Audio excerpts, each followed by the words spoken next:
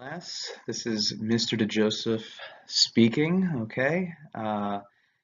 Yes, even my picture's on the screen. I know some of you were upset at me when I said I was going to do this without my picture, but I figured, hey, we'll try it out. Okay, so this is your review packet for the History of Classical Music test that you'll be taking either on Wednesday or Thursday, depending on if you're A day or B day class.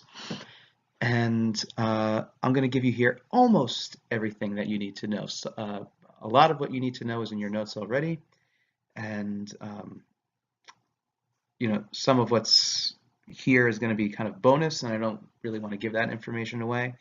Um, so some of it you'll need to consult your notes for, but almost everything here I'll be giving you an answer to, and you can pause this video at any time to take your own personal notes um, and do whatever you like there, so as far as that goes. So anyway, let's move on to our first slide. Now this is kind of what I was just talking about. Okay, so the first thing you're going to need to do for the test is to name the time periods of classical music in order. Okay, put it in chronological order from earliest to latest, or most recent rather, and yeah, that is all in your notes. So I'm not going to give you that. The dates, that's also in your notes, but if you that's actually going to be bonus on the test. So the dates will be bonus, but putting them in the right order, that's just going to be a standard part of the test. And if you are unsure, if you lost that page of your notes or something, then that information is very easy to look up. So I definitely suggest that you do that. Okay. As far as the next section here, I'm going to go through this with you here in a moment. So you have to match the composer with the time period. I already went ahead and did that for you. So again, feel free to pause the screen here for your note-taking purposes and studying purposes. So let's start off with A, Aaron Copland. Okay, so Copland, we know, actually was born in the year 1900, so and died in 1990. So he basically lived the entirety of the 20th century, give or take a decade. So that should make it clear to us that he is a modern composer. That's A. B, Wolfgang Amadeus Mozart. When we hear Mozart, we should just think classical. He's the quintessential classical composer, the most well-known composer of that era. So let's think of Mozart for classical. Good. C, Hildegard von Bingen. We remember Hildegard, she was a Catholic nun, saw all sorts of visions and stuff, and wrote some very beautiful monophonic plain chant during the, what era? The medieval era. Okay. Tchaikovsky, D, wrote during the height of the Romantic period in the 19th century. So that is D, Romantic. E, Leonin. We remember we talked about Leonin in relation to his student, who was slightly more well known and slightly more prolific than Leonin was, and his name was Peretin, but he's not on our test here. Leonin is, given some love to Leonin, and both Leonin and Peretin were two of the first people to make use of polyphony during the Middle Ages, so that would be E, medieval, okay, for Leonin. F, Franz Joseph Haydn was Mozart's teacher, also taught Beethoven for a time, and sometimes is called Papa Haydn for being the father of the classical period. So F is classical. G, William Byrd was an English composer who wrote both secular and sacred music during the Renaissance. The people who did the Renaissance presentation did mention William Byrd briefly, so he should be in your notes, but in case he's not, put in William Byrd, Renaissance composer from England. H. Johann Sebastian Bach is the quintessential Baroque composer, okay? Just like Mozart should jump to mind when we think of the classical period, Bach should jump to mind when we think of the Baroque period. They should be synonymous, okay? I. Richard Strauss, German composer from the late 19th to 20th centuries here. So this is a bit of a tricky one here. Now, I put modern, I think I would accept also romantic if you put that on the test here. He's one of those guys that straddles the two periods quite nicely. So he's got kind of one foot in that late romantic style and one foot in the modern style. If you are interested in his modernism, you might want to check out the opera Elektra, which is very dark and spooky. Okay.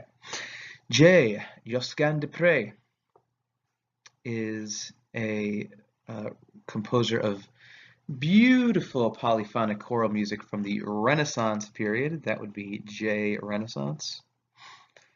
Steve Reich, one of the great minimalist composers of the 20th century. So he is a modern composer. That's K. Modern. And then Vivaldi, composer of the Four Seasons and 500 different concerti. He is from the Baroque era. And if it ain't Baroque, don't fix it. All right. Let's move on here to the multiple choice.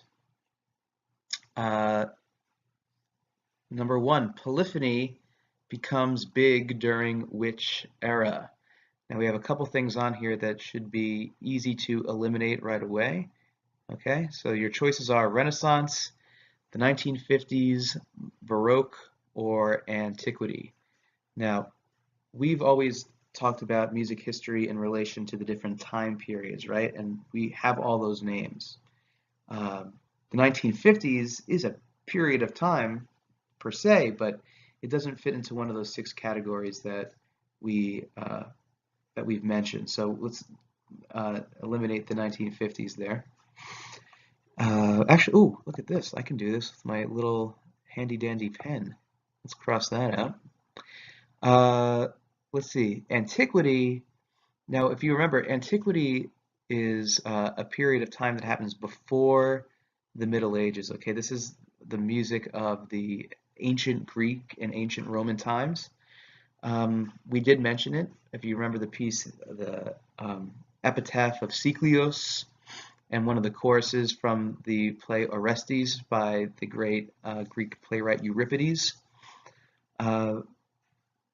But we talked about that, you know, in some detail, and polyphony never really came up. So it's not a device that's being used a lot in antiquity. So that leaves us with Baroque and Renaissance. They both use polyphony, but it first really becomes big in the Renaissance. So that would be a Renaissance.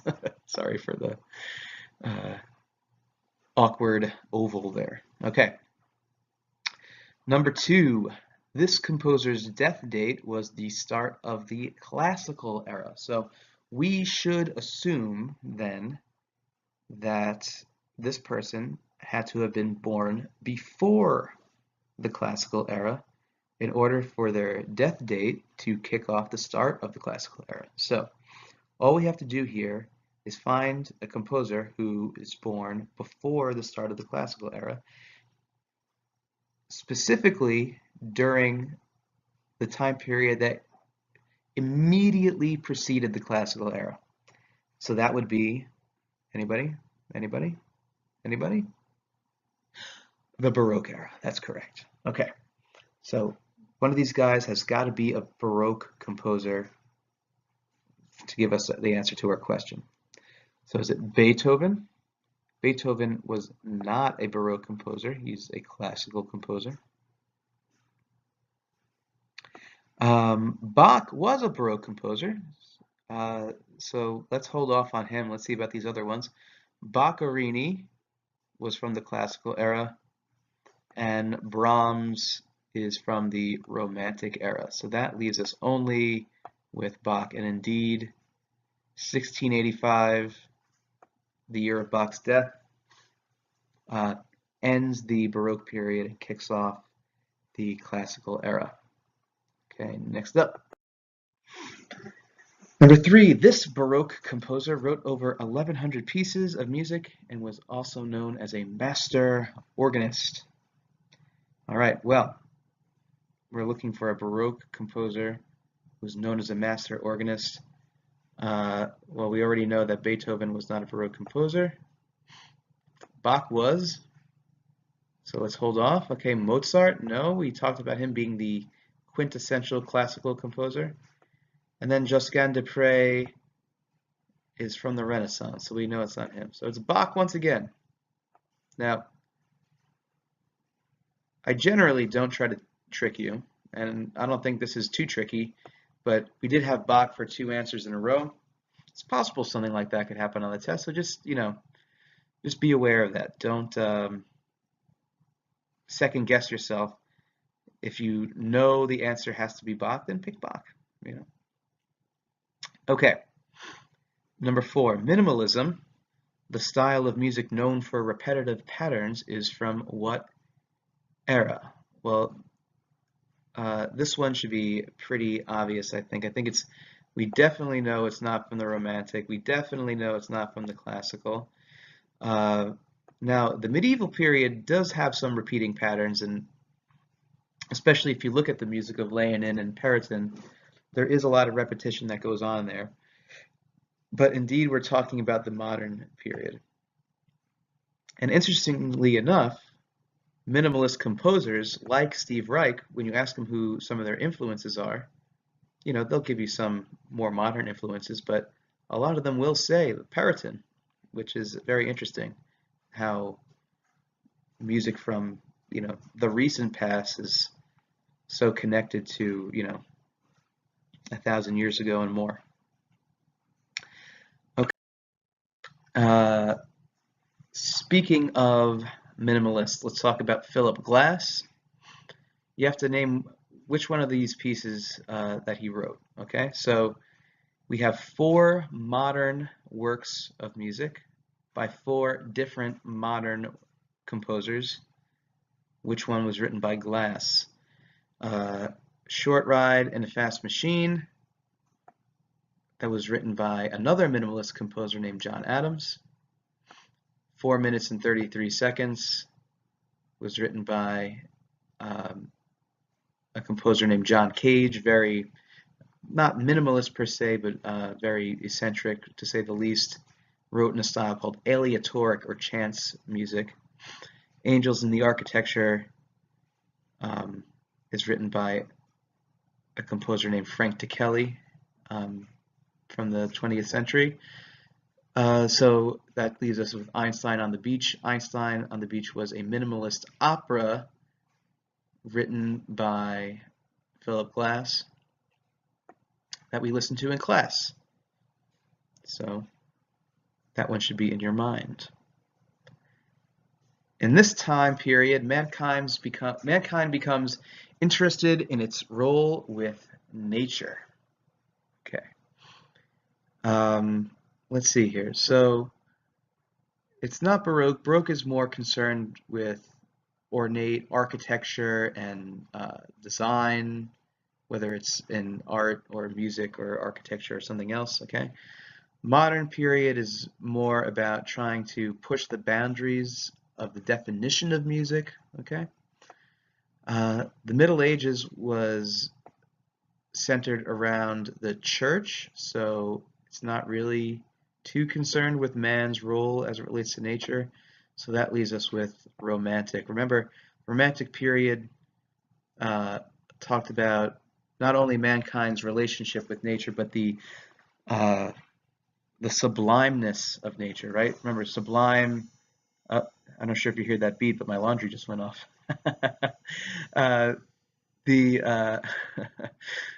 Sublime means something that's so beautiful it's terrifying, right? So this was a concept that was really thought a lot about in philosophical circles during the Romantic period. Okay. Number 7.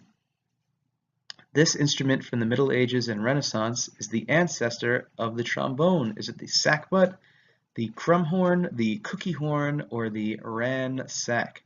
Indeed, it is A, the sackbut. That is the actual name of the instrument. I didn't make it up. You can stop laughing now. Okay. Number 8. The 3 different economic classes in the Middle Ages are, or were, maybe I should say, was it the clergy, the middle class, and the monarchy, the peasants, the clergy and the monarchy, sackbuts, peasants and monarchy, or Samsung, Apple, and Nokia? Well, obviously D is kind of a joke answer, although when we went over this in class the other day, somebody said, "What's Nokia?" And that just tells you that I am old. I did not know that Nokia was not a thing anymore. I guess it's not. We'll see. Sackbuts, we just learned, is the instrument that's the ancestor of the trombone. So that is not an economic class. It is an instrument. There was no middle class in the Middle Ages, oddly enough. So there was that. You were kind of either a feudal peasant or a lord. And so that leaves us with B. Yes, peasants, clergy, and monarchy. Okay, peasants obviously are the people who work on the land. The clergy is like the priestly class, you know, the priests and the hierarchy of the church. And then the monarchy, that's your, you know, your kings, your queens, and all kinds of stuff like that there. Now, let's move on. Okay. Number 9, the big 3 composers of the classical period are, is it Bach, Beethoven, and Brahms, Haydn, Handel, and Hindemith, or Mozart, Mendelssohn, and Mahler? Well, we have a lot of alliteration here, except for one, and that would be the correct answer of Haydn, Mozart, and Beethoven. Sorry for that weird circle. Okay. Bach is a composer from the Baroque. Beethoven is classical, but Brahms is romantic, so we know that's not it. Right? Haydn's classical, but Handel is Baroque and Hindemith is modern. Mozart is classical, but Mendelssohn is romantic, and Mahler is like a late romantic, modern guy, early modern guy. Okay, so the answer is C anyway. Number 10. The Firebird, The Rite of Spring, and Petrushka are pieces written by the Russian composer Igor Stravinsky, and they are all ballets, symphonies, arias, or movie soundtracks. So we learned in class The Rite of Spring, which caused a riot in the famous Théâtre des Champs-Élysées in Paris, France, was a ballet, and indeed so were The Firebird and Petrushka, so the answer is A. Brilliant. Some short answers now. Okay, sorry, let me just get comfortable here. Let's see here. All right, number 11. Name 2 other composers that we have discussed, not mentioned on this test. I'll let you guys look that up on your own. Okay, I could name you 100 composers, but, you know, just name 2 that aren't on the test. Number 12. Name any piece of music from any era. Man, I'm being nice. I'm gonna leave that one up to you as well. Okay, so just you can do your own research on that. Number 13, J.S. Bach is from which country? Well, Bach was born in the city of Leipzig, and he never really left his home country of Germany. oder Deutschland, as they say, auf Deutsch. Okay. 14. In what period was opera invented? Okay, so opera has existed throughout many different eras of music, and it's always evolved with the time. So it doesn't stay as one thing. Okay, it always is changing its style depending on what style is popular at the time. And so where did it start? It started in the Baroque era. Okay, the Baroque. Next, we have to describe atonal music. Okay, so I think the easiest way to understand atonal music is that it's music that's music that's not written in a particular key. Okay, so tonal music is music where we can establish the key that we're in, like the key of C or the key of E flat or something like that, right? But in atonal music, we cannot establish the key, so that's what makes it atonal.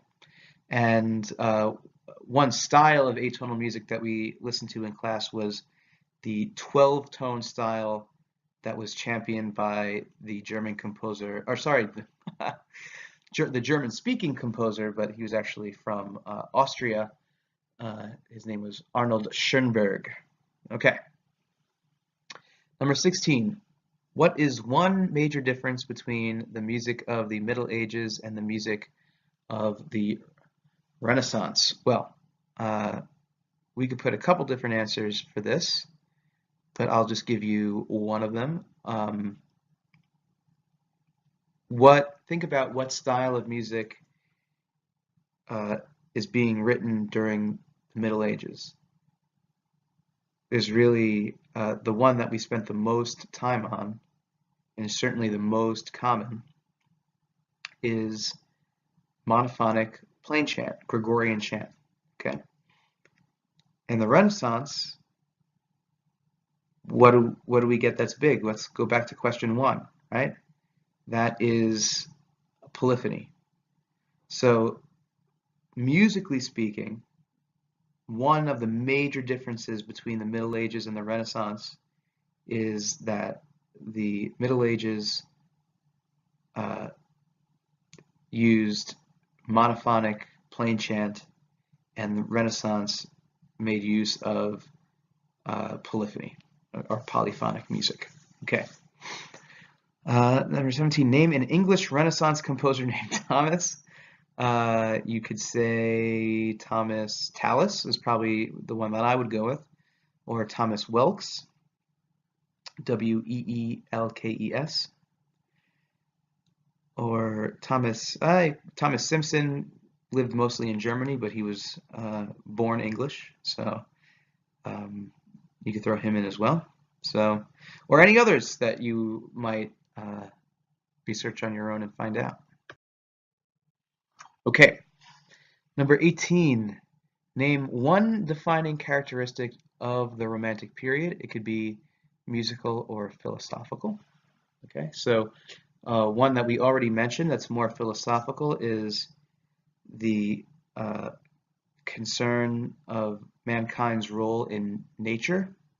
Okay, so that is certainly one thing that you could put there. The kind of leap towards humanism, or looking inwards towards the self, and humankind being the most important thing. Okay, kind of being in awe of how awesome we are as humans, I guess you could say. Musically speaking, we want to talk about something called chromaticism. Okay, Chromaticism, chromaticism, and this we start to see a lot of chromaticism during the Romantic period. This is something musical that you can say. Basically, what chromaticism is when you have tonal music that is in a particular key, as we've mentioned, but you start to add a lot of dissonance, and by that I mean just notes that aren't in the key start getting added to the music, and it creates some really interesting harmonies that really clash and resolve in different beautiful ways. So chromaticism is something else you can put there. And there's several more things, but we're going to move on. Number 19, what is it called when the text of a piece of music describes what the music is doing? Think Renaissance. Okay, this is called word painting. Word painting, when the music does kind of what the text suggests it should do. Having hard with my S's today. Hard time with my S's today. For a look at what I mean here, you want to maybe pause the video and go to open up another tab or go to another YouTube video. Look up the piece "As Vesta Was from Latmost Hill Descending" by Thomas Welks. Okay, again, that's "As Vesta Was from Latmost Hill Descending," and this piece is like the prime example of word painting. For example, it starts off by going, "As Vesta was from Latmost Hill descending," right? Do you notice that on the word descending, that the notes were actually descending, they were going down in pitch? So that's just one example. There's like almost every sentence has some form of word painting in there. So the answer is word painting for number 19. Okay, number 20. What is one thing that you have learned in the history of classical music that is not on this test? Well, I can't wait to read your responses to that. But that's something that's going to be different for everyone, so that we won't. Sorry about that. The thing cut me off there. Sorry. So anyway, I hope that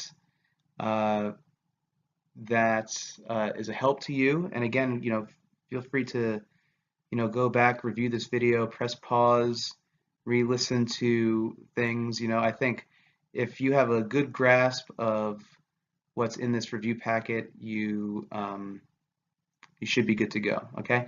Also, don't forget there is a listening portion to this as well, where I'm gonna play different musical examples from different time periods, and you have to tell me which time period it is.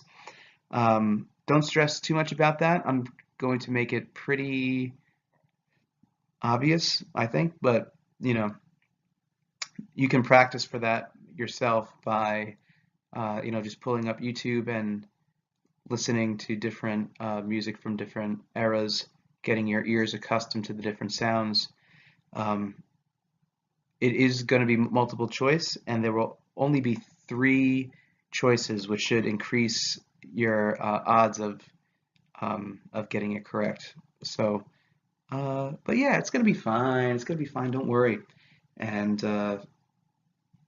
I guess that's it. Well, happy studying. Good luck, and enjoy the snow. Take care.